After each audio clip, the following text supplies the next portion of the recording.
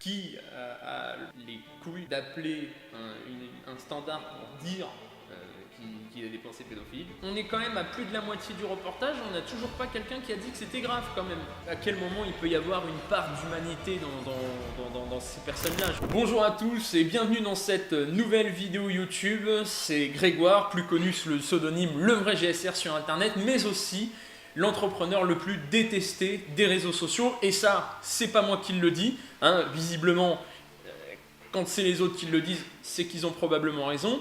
Et aujourd'hui, une fois n'est pas coutume, on se retrouve dans le format que vous adorez tant, l'analyse du nouveau monde. Et qui plus est, aujourd'hui, on est à la vidéo ADNM numéro 10. Ça faisait longtemps que j'avais pas fait de vidéo comme ça, mais force est de constater avec les statistiques que c'est le genre de vidéo que vous préférez le plus. Donc, comme a demandé le peuple, du pain et des jeux, c'est parti, on reprend les vidéos analyse du nouveau monde. Et aujourd'hui, on attaque fort pour la reprise, puisqu'on a une vidéo de Combini aujourd'hui. Je suis tombé là-dessus ce matin et je me devais de faire une petite réaction.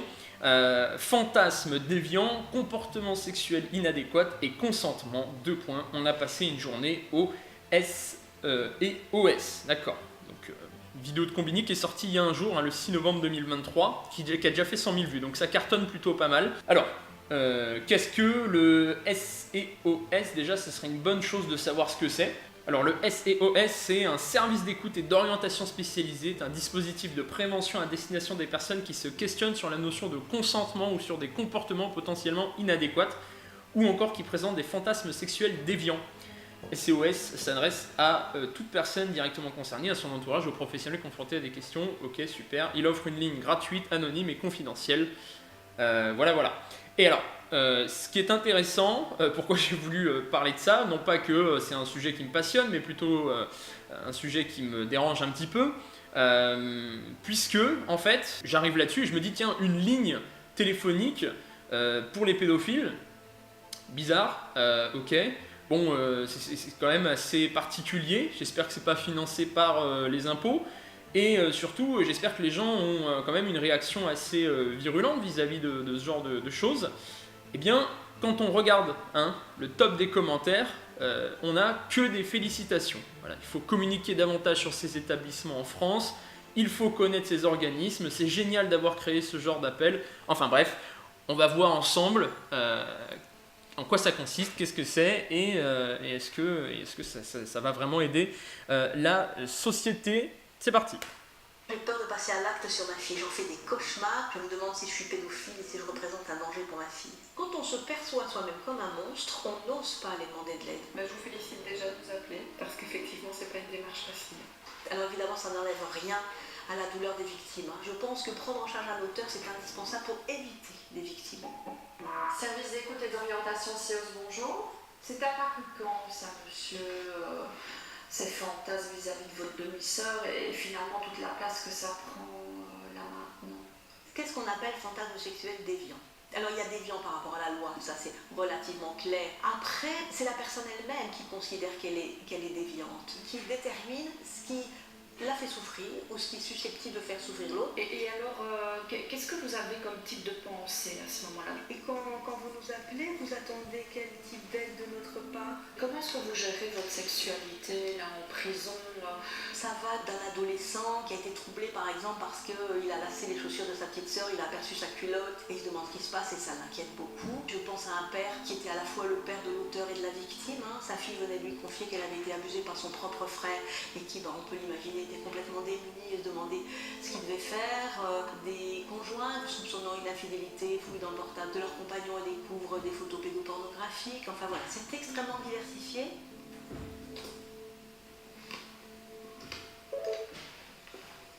Ligne d'écoute CEOS, bonjour. Qu'est-ce qui se passe pour vous là en ce moment? Ça peut vous aider en tout cas de vous rappeler que cet appel est complètement anonyme, confidentiel, d'écoute bienveillante et non jugeante. On a quelques personnes qui sont passées à l'acte, notamment de la consommation de matériel pédopornographique. Mais globalement, on a plutôt effectivement des gens qui appellent avant, qui sentent, qui sont en souffrance ou en difficulté avec des fantasmes qui les perturbent et qui demandent de l'aide par rapport à ça. Le beau-père qui tout d'un coup se sent attiré par sa belle-fille de 14 ans. Alors je dis mais enfin 14 grave possible. Et en même temps, l'excitation et le fantasme, on ne le commande pas. On est évidemment responsable de ce qu'on va en faire, mais quand on est comme ça en proie à ce genre de fantasme, qu'est-ce qu'on en fait? Et je crois que quand on trouve un lieu où on peut dire ça, ça va aider justement à s'en détacher et à tourner la page et finalement à ne pas passer à l'acte. Parce que quand on se perçoit soi-même comme un monstre, on n'ose pas aller demander de l'aide. Si on change de regard, on va diminuer, je pense, la commission des actes. Bah alors la question que je me pose, c'est déjà qui a les couilles, je ne sais pas si on peut appeler ça comme ça du coup, d'appeler un standard pour dire qu'il a des pensées pédophiles. Et puis même, je veux dire, à quel moment juste, parce qu'il y a une petite dame blonde qui a l'air très gentille au téléphone, qui va lui dire que comme elle a dit, ça va être une ligne d'écoute bienveillante et non jugeante. Je veux dire, à un moment donné, des pédophiles, les gars, non jugeantes.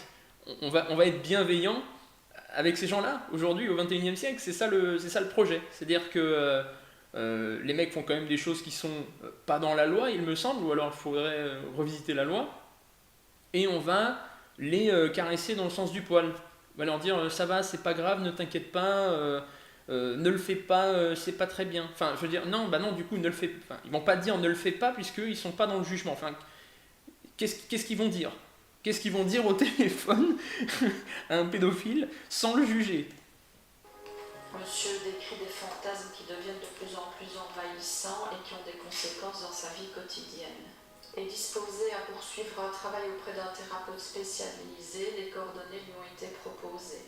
Tous les gens qui répondent au téléphone. Ça veut dire quoi? Ça veut dire que dans la séance de thérapie, on lui met une grand-mère avec l'âge inversé qui le tripote et du coup ça va lui enlever ses envies de toucher des enfants, c'est ça? Ou au chat ou au mail, sont des gens qui sont formés et expérimentés. C'est à la fois des psychologues, des sexologues, des psychothérapeutes, et ça c'est aussi une condition extrêmement importante, c'est-à-dire qu'on est en capacité d'entendre, ce qui est parfois difficile à entendre, bien évidemment. Ok, en dehors de ce fantasme sur votre tante, comment est votre vie sexuelle? Est-ce qu'elle est satisfaisante ou pas? On ne peut pas l'aider si on le considère comme un monstre. Il faut forcément essayer de toucher, d'aller chercher la part d'humanité chez cet homme, aussi monstrueux sont les actes qu'il a pu commettre, et puis on a appris. Mais à quel moment il peut y avoir une part d'humanité dans ces personnes-là? Je veux dire, quel homme sain d'esprit et de corps peut avoir ce genre de pensée? Je veux dire, un homme qui a une bonne carrière, qui gagne bien sa vie, qui fait du sport, qui a une femme, qui a des enfants, qui a construit son foyer, qui lit des livres, qui fait du développement personnel, quelqu'un qui est sain de corps et d'esprit, qui fait ça? Je veux dire, ça n'a aucun sens. Je suis un peu perturbé en vrai, parce que là je suis en train de repenser aux commentaires positifs où tout le monde dit que c'est une bonne idée. J'arrive pas à me faire à l'idée qu'on caresse dans le sens du poil sans mauvais jeu de mots un pédophile en lui disant que c'est pas très grave. Enfin, à quel moment il parle de la gravité du geste justement? J'aimerais bien qu'on ait un retour là-dessus. Aussi à prendre de la distance, le fait qu'on soit toujours deux, c'est aussi une condition sine qua non qui permet de débriefer aussitôt l'appel reçu. Monsieur était très très inhibé, parlait très très peu et était quand même en difficulté de poser des mots. Donc tu as été dans l'écoute, tu lui as transmis des informations, et les tu l'as orienté. Oui. J'ai juste compris qu'il y avait de la consultation de matériel, il n'a pas dit pédoporno, il n'a pas parlé mineur, il a dit voilà, avec une partie qui est illégale, en disant voilà, il n'avait jamais évidemment posé d'actes dans la vie réelle et ça n'animait même pas. Mais jusqu'au jour où mais qu'il y avait vraiment une addiction depuis pas mal de temps, qui prenait de plus en plus de place au quotidien.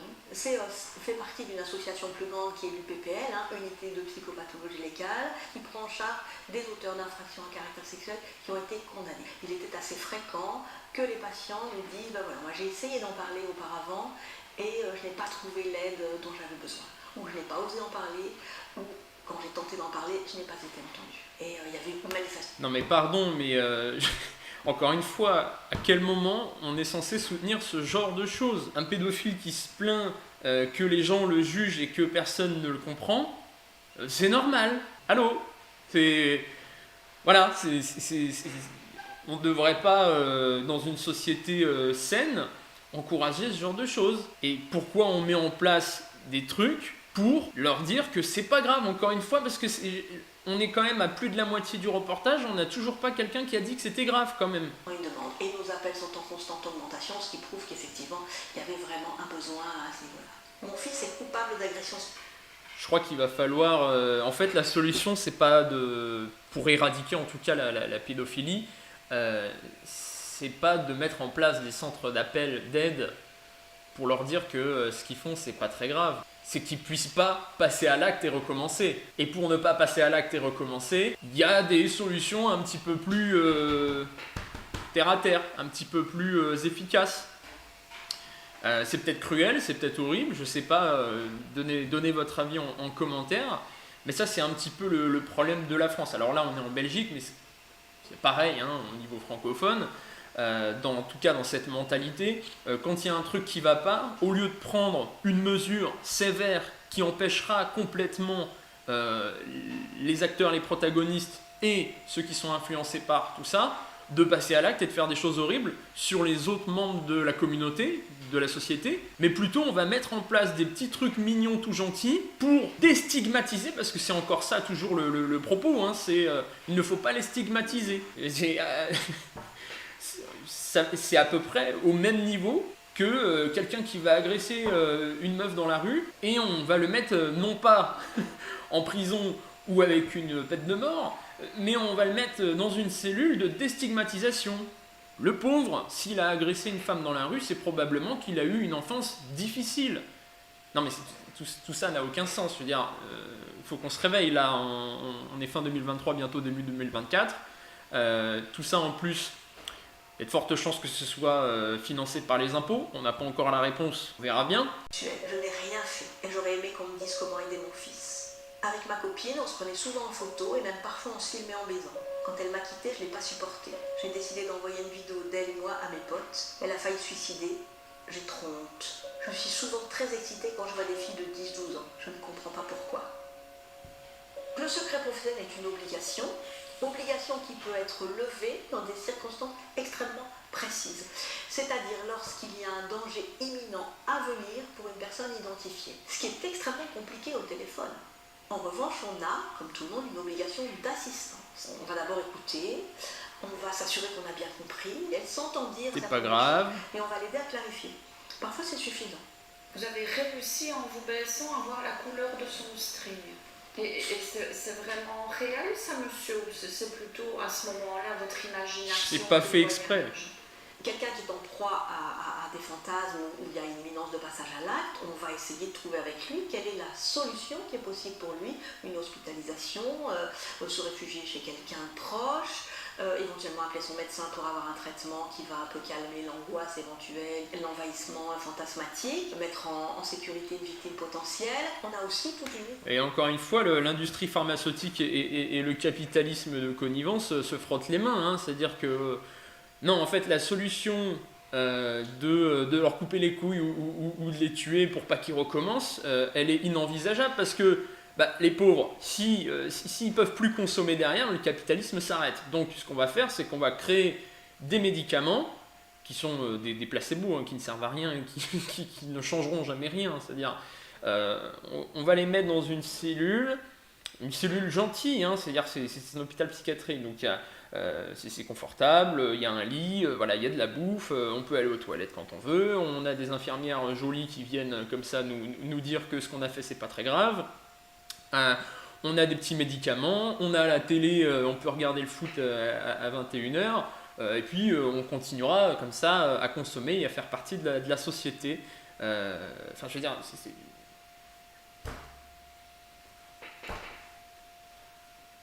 un peu spécialisés, qu'on a formés, qu'on supervise régulièrement, qui sont tout à fait à même de prendre en charge ces personnes qui ont besoin de prolonger la réflexion, de prolonger la prise en charge. Je pense que c'est pour ça que l'émotion est quand même vive là en ce moment. C'est pas évident de mettre des mots sur ce type d'addiction. Nous sommes finance. Ça s'appelle de la folie, quoi. Il faut être fou pour aimer sexuellement un enfant. voilà, pour être attiré sexuellement par un enfant. Mais c'est quand même bizarre que ce soit moi qu'on vienne insulter et ce soit moi le problème quand je dis ça. c'est quand même extraordinaire. C'est moi le fou dans l'histoire. Des lois sur ce type d'addiction.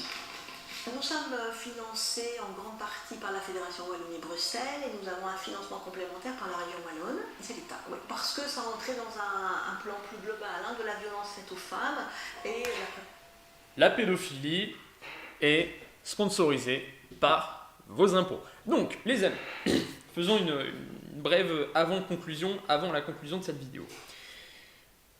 On a mis en place un centre d'appel pour être bienveillant envers les pédophiles. Pendant ces appels-là, on va les brosser dans le sens du poil et leur dire que c'est pas très grave ce qu'ils ont fait. Ces gens-là, les gens qui s'occupent du centre d'appel, sont payés par vos impôts. C'est-à-dire à chaque fois que concrètement, à chaque fois que vous vous levez le matin et que vous allez travailler, qu'à la fin de l'année, vous recevez votre impôt sur le revenu de l'année, il y a une petite partie qui est redistribuée au centre d'appel pour soutenir les pédophiles. Pas grave, hein, j'ai envie de dire, c'est le monde moderne, c'est le nouveau monde. Et ça a l'air de choquer personne. Tout le monde, regardez, hein, on regarde ensemble les commentaires, tout le monde est satisfait de cette initiative. Absolument tout le monde. Il faut communiquer davantage sur ces établissements de ce type en France. C'est plus qu'urgent. Il faut connaître ces organismes. C'est génial d'avoir créé ce genre d'appel. Bravo pour votre travail si précieux d'utilité publique. Utilité publique. C'est déjà le cas, hein, c'est public. Vous faites un travail difficile et profondément humain. Il fallait que ça existe. Bravo aux personnes qui sont à l'écoute. Immense respect pour ces personnes. Ça ne doit pas être un travail facile. 1000 respects. Respect et merci pour votre travail essentiel. On dit toujours mieux vaut prévenir que guérir. Faudrait démocratiser ça partout. Quel travail extraordinaire. Métier essentiel. Voilà. Il n'y a pas un commentaire dans la critique. Il n'y a pas un commentaire qui est en train de dire qu'on est en train de faire la promotion de la pédophilie là quand même. Là. D'accord, je dois être fou. Cette violence est un service de prévention. L'idée est effectivement d'agir avant qu'il y ait un passage à l'acte. J'ai l'impression que je suis devenue voyeuriste, ça commence à lui faire peur. D'accord. Si on part du principe que accompagner, aider les auteurs, c'est éviter les victimes, je pense qu'effectivement, rien que pour cette raison, j'ose espérer que nous mettons une petite pierre à l'édifice d'une société moins violente, moins violente.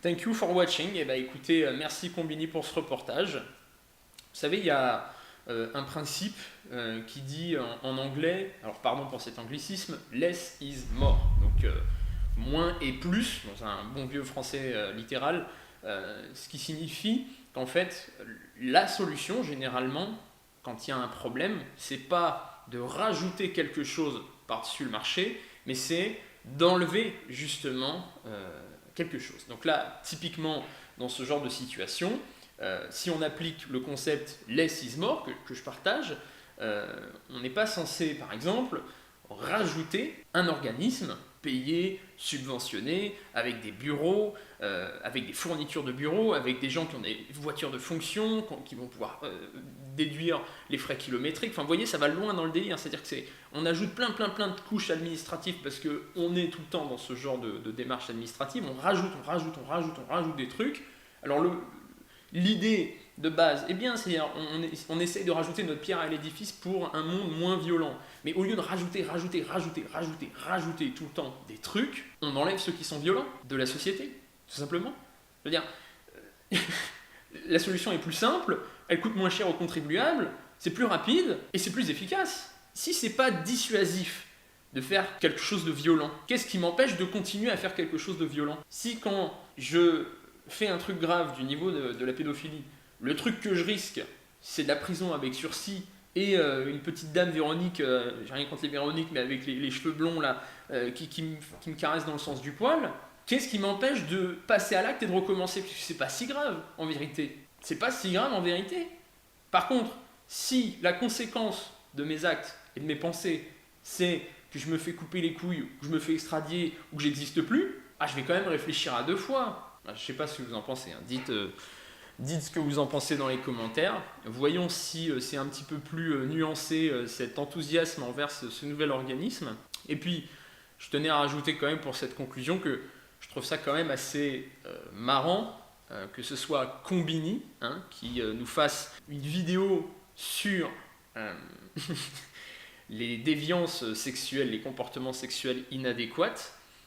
Dans le sens, on essaye d'aider les pauvres gens qui ont des comportements sexuels inadéquats, alors que ça fait quand même plusieurs années que Combini et consorts, ne sont pas les seuls responsables, mettent en avant des comportements sexuels inadéquats, avec tout le délire LGBTQIA2+, xylophone, avec tous les changements de genre, les trucs, les transitions sexuelles, les machins, les trucs, les queers, les trucs quoi. Ça devient innommable, parce qu'il y a autant de lettres et de catégories et de genres qu'il existe d'humains. Donc à un moment donné, on va s'arrêter, on va dire LGBTQIA2+, xylophone, et on va s'arrêter là, sinon ça va devenir compliqué à tous les citer. Combini fait la promotion de comportements sexuels et de fantasmes déviants qui ne sont pas dans l'hétéronormalité. Donc, quand même, en faisant la promotion de ce genre de trucs pendant des années, forcément, il y a des gens qui sont influençables et qui vont tomber dedans. Et à un moment donné, ces gens-là commencent à regretter, ils se disent « Putain, mais j'ai des comportements sexuels déviants, je comprends pas d'où ça vient. » Le même média qui encourage la décadence, la débauche de cette société, vient essayer de faire le super-héros derrière en disant « On va essayer d'aider ces pauvres gens, il ne faut pas les juger, il ne faut pas les mettre en prison, il ne faut pas les tuer, il ne faut pas les castrer parce que c'est pas de leur faute, ils sont psychotiques. »